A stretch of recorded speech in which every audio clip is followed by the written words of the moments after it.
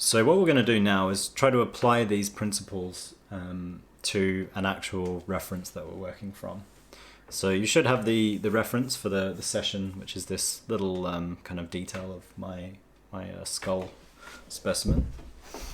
And I've chosen it because it's a fairly kind of abstract form, so it's not super crucial if you get all the shapes exactly right or make it look exactly the same as the original, but it features quite a lot of kind of different things that we've been talking about. So down here, for instance, we've got, so this is the kind of main part of the cranium, and then the mandible below, and this shadow on the mandible or on the jawbone is a cast shadow. So that shadow is cast onto it by the main kind of bulk of the skull. So we've got a cast shadow there. We've got some more cast shadows in here, so you can sort of see a little bit of light peeking behind that cheekbone. And you can also see where, so if I zoom in, you can see here, this is a sort of penumbra. So that's a cast shadow which has this penumbra. So you end up with a sharper edge along this portion of the cheekbone, and then sort of sitting in behind as the form bends back, we have this kind of nice soft penumbra, which is it's a nice kind of little form change. We can sort of see quite distinctly where our shadows are, so this is what we're going to be looking for, so these edges of the shadows where light's no longer hitting. We can also see where the dark halftones are, so this tone in here, for instance, is a dark halftone just before the shadow, and then as the form of that jawbone turns towards the light, it gets brighter and brighter, and then we end up with this being really bright. So what we're going to do is try to apply these principles, so we're going to work our way through, try to find these forms. We're maybe not going to have to draw the whole jaw, or sort of the whole thing, so we won't necessarily render all the way up here. We're going to mainly be focusing in on this portion here, just because that section is where all this kind of interesting stuff in terms of form is going on. If you don't quite finish your drawing, which I mean I probably won't finish mine at all either, you can keep working on it if you wanted to keep working on it as an exercise after the session. But we'll work our way as best we can to kind of try to get at least a reasonable number of these elements in. But it is a fairly complex subject, so it doesn't matter too much if we don't get everything. I'm also don't worry too much if your kind of measuring is a little bit off or the shapes aren't totally right. That's not the most important thing about this workshop or this exercise. So that's partly why I went for something quite abstract, because it doesn't matter too much if, it's not the same as drawing a portrait where you might start to worry if you've got the eyes of the wrong shape or all sorts of things that can be tricky with portraits. We're just trying to think of it as just these abstract forms that we're drawing. That's all we're drawing. Yeah. So what I'm going to do is I'll still follow my general process for how I started drawing. And I'm just going to start with roughly the sort of the front portion of the forehead, so where in shadow where that is, and then this back of the jawbone. I'm going to make it, my drawing is going to be a little bit smaller than my reference. So let's say I'm going to pop my forehead in up here somewhere, and the back of that jawbone down there. So then from the forehead it kind of slopes down a little bit, the nose sticks out,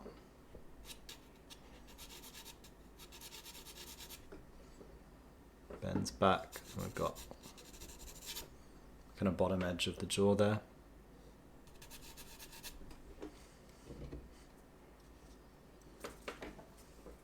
Just going to tilt that forehead forward a little bit more.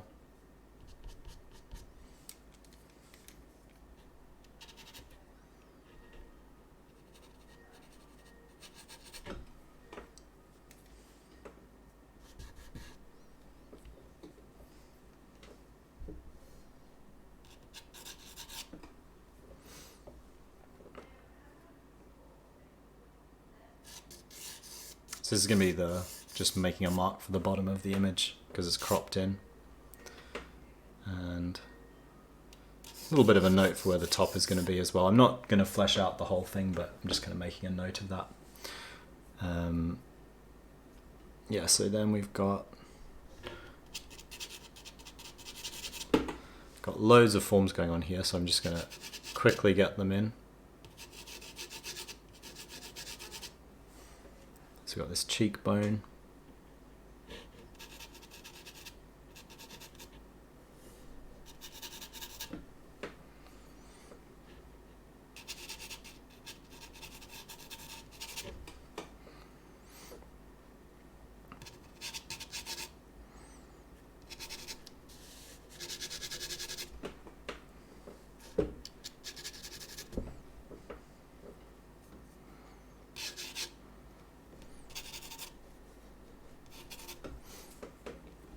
So I'm starting to find that sort of line drawing, so where things are shadows and where things are light, which is what we did before. So it's the same principle, just applying it to a much more complex scenario.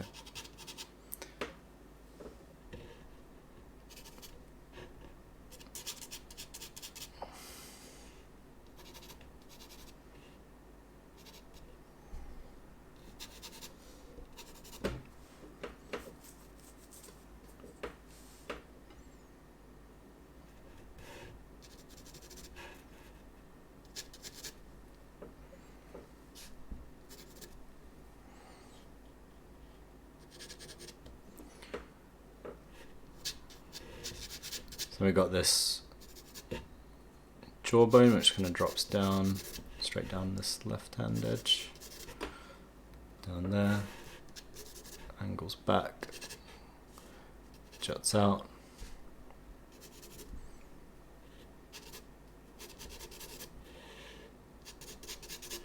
Drops down there. So they're not exactly the same, my shapes, but they're close enough. So I'm just going to keep kind of ploughing on, getting it placed in. Then we got this cast shadow that slopes up, and then the back edge, this other portion of the jawbone, drops down here. That kind of tilts in and up.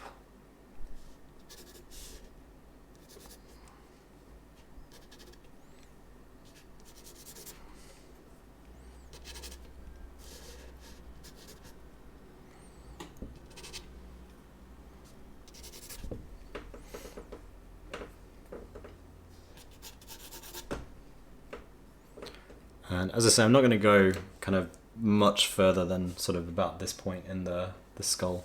So what we've got now is you can start to make out the sort of outside of the skull that I've drawn in. This little form here, which has a shadow. So I'm now just going to find this bit more of this shadow edge.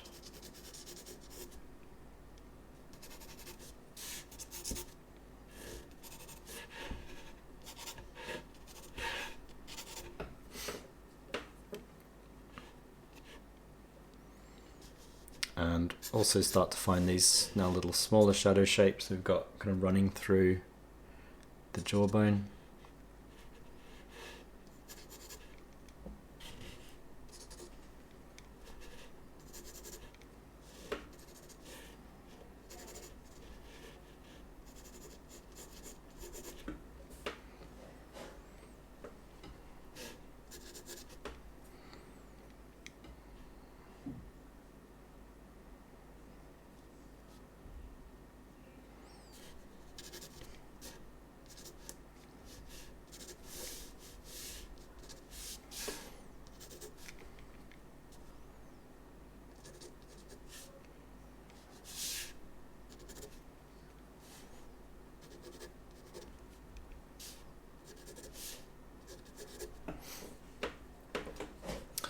And so I've now got, and it looks pretty abstract at this stage, but I've got my beginnings of my kind of shadow pattern blocked in for this drawing, this skull.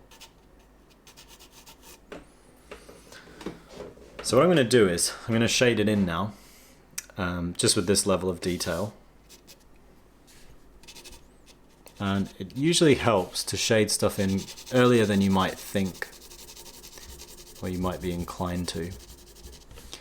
just because, and you'll see the effect this has, but with the line drawing, it's kind of difficult to make out what's going on. But once I start to shade stuff in, shade these quite basic shapes in, they're sort of quite blockily placed, suddenly it becomes a little bit clearer, the distinction between different forms and where I've placed stuff.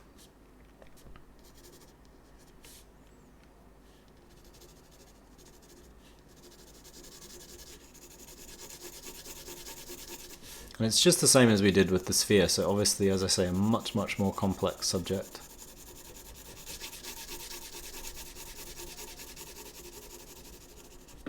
But it's just the same process. I'm finding what's in shadow, so what's receiving direct light, and what's in light, what's receiving direct light, and what's in shadow. So at the moment I'm just filling in these shadows.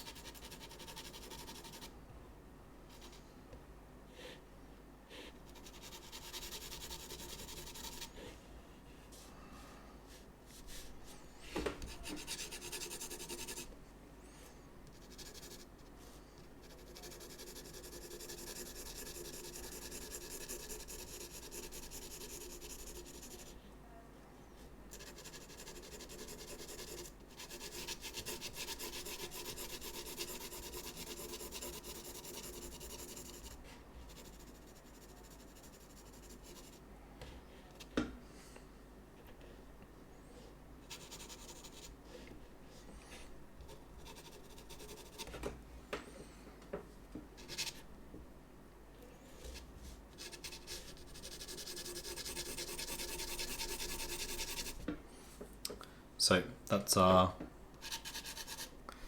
shadows blocked in. So now that I've got them blocked in, I can kind of go in and make some adjustments, because it's a lot easier to judge the shape of something once it's actually kind of visibly sort of got multiple tones, rather than it being a line drawing, because the line drawing doesn't really look that much like the original skull that we're looking at, the image of the skull. So the next thing I'm going to do with this one, and you wouldn't always need to do this, but there's a pretty kind of definite sort of dark border around the skull. So we just want to kind of distinguish that a little bit. So I'm just going to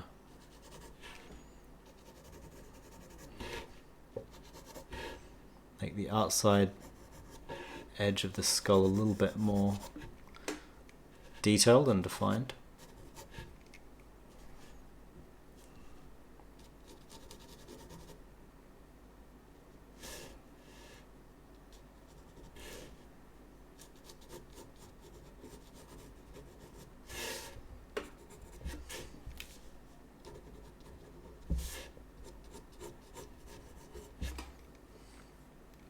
And just find anywhere that the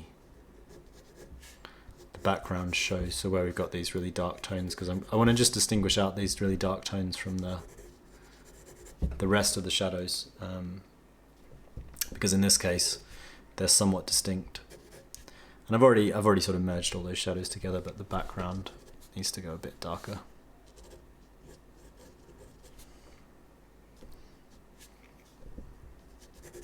I'm going to simplify a few little bits of it as well.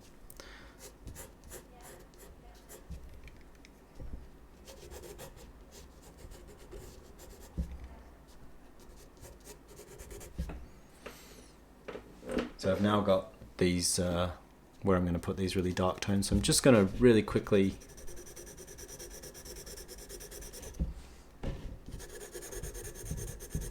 make the border around it, and a few of these little bits that cut into it a lot darker. And that's important because that gives us our darkest tone. As I say, you wouldn't always need to do it this way. It's only because we've got such a dark tone, this black background in this particular instance.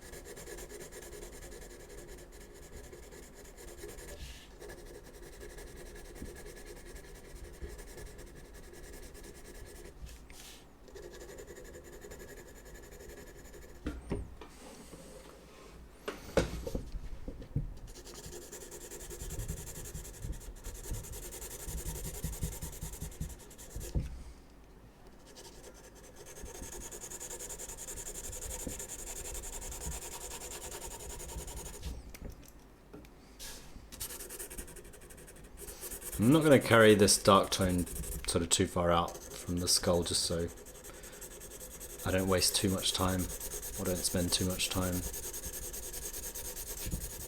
on the background.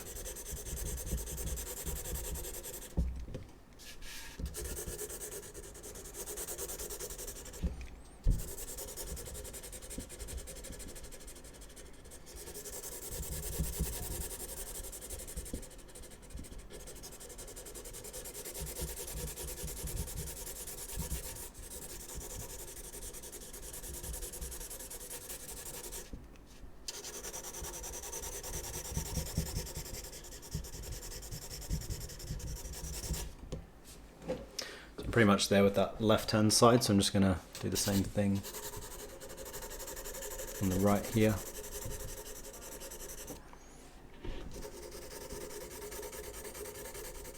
This is going to be useful because what we're going to end up with is our darkest tone, which is going to be this general background tone, and our lightest tone, which is just the white of the paper.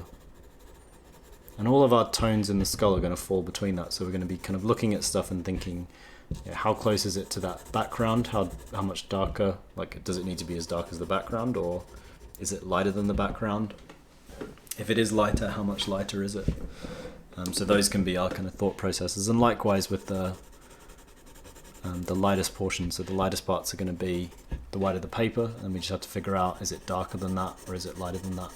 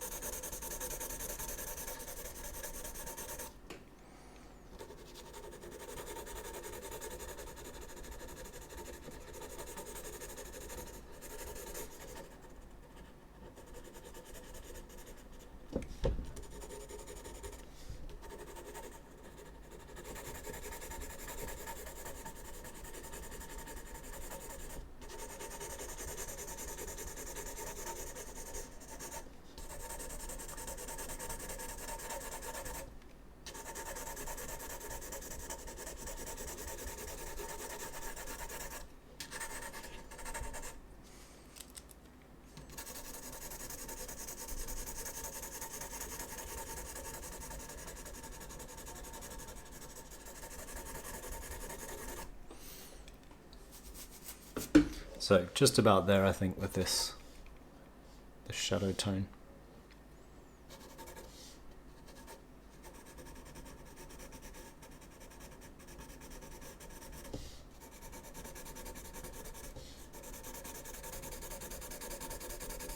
Not shadow tone really, actually more of a background tone.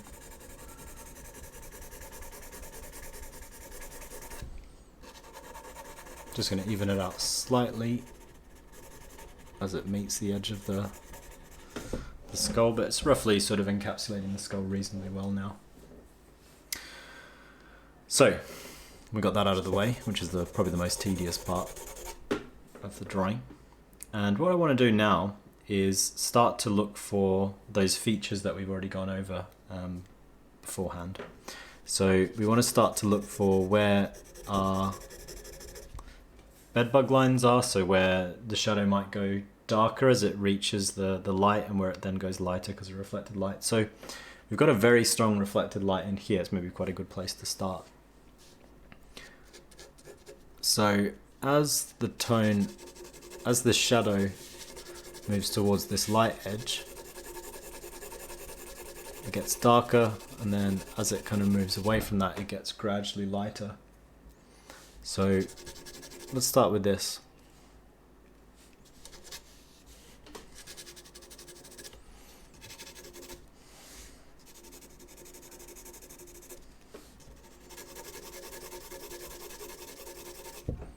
And it's reasonable sort of use it as a general rule that all the way along this edge where the form is turning down is going to be a bit darker at that bedbug line than the reflected lights.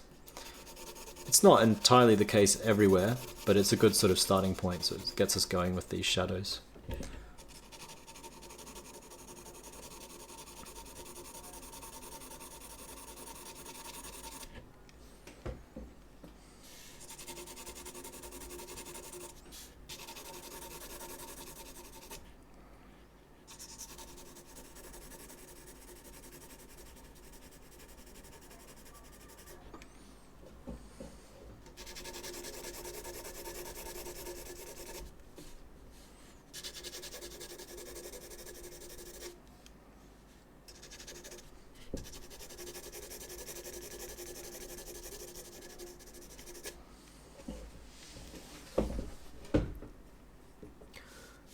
So all the way along we're making this not necessarily more complex at this stage, and we might not, depending on how much time we've got, we're not necessarily going to go super complex, but we're just working on these tones, so trying to figure out where is it darker, where is it lighter.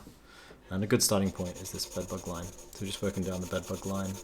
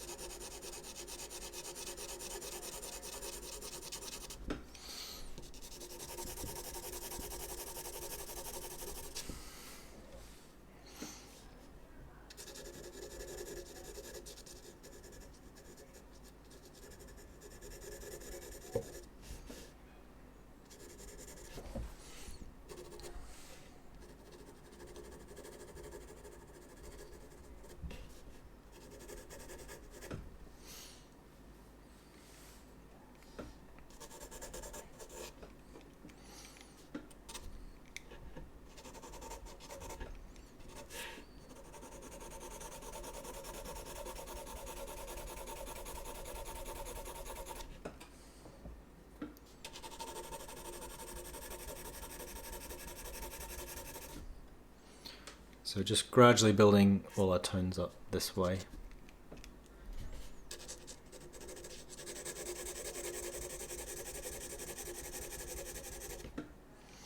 So we know that the shadow is going to go a lot darker.